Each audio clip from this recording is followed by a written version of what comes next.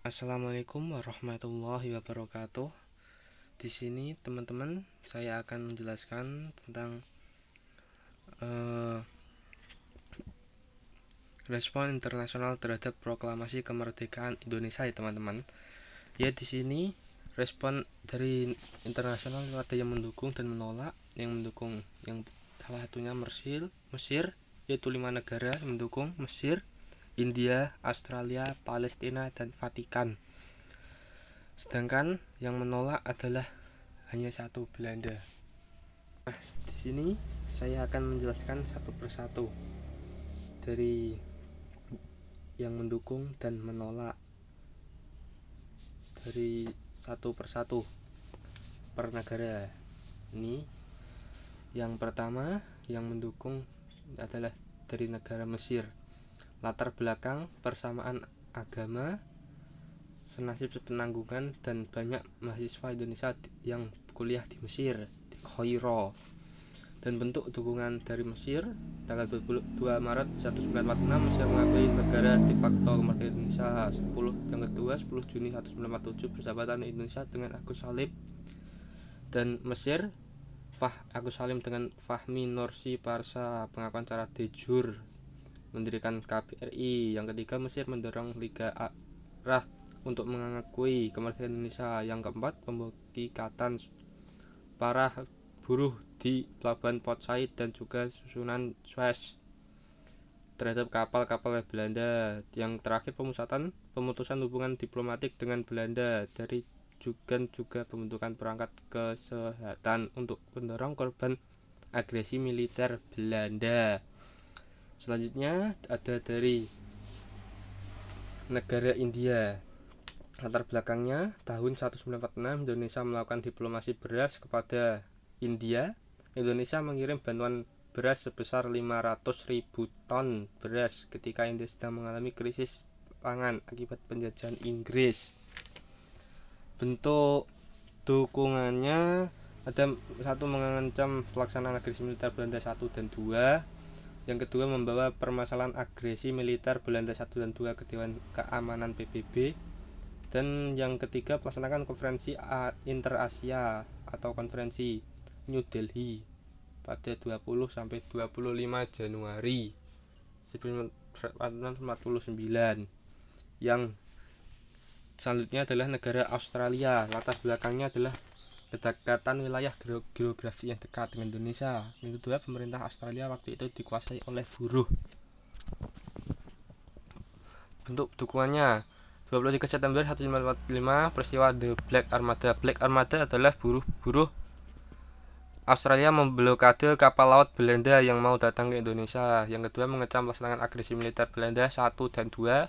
Yang ketiga, pihak Australia lantas memfasilitasi pemulangan sekitar 1.000 tawanan perang Belanda asal Indonesia. Yang keempat, menjadi wakil Indonesia dalam Komisi 3 Negara. 5, mendesak PBB agar segera mengakui kemerdekaan Republik Indonesia. Selanjutnya, negara Palestina. Dukungan Palestina ini diawali oleh Syekh Muhammad Amir Husseini.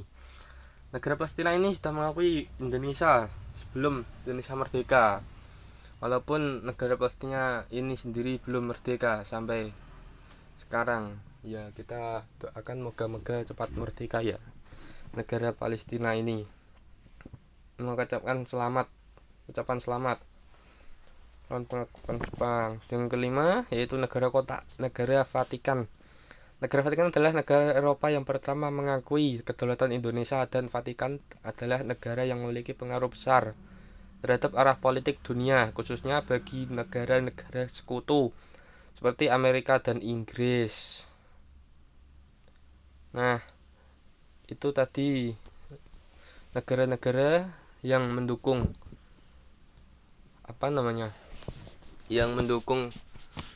kemerdekaan Indonesia, mengakui kedaulatan kemerdekaan Indonesia. Dan untuk yang menolak itu tadi itu Belanda, negara Belanda, merah putih biru.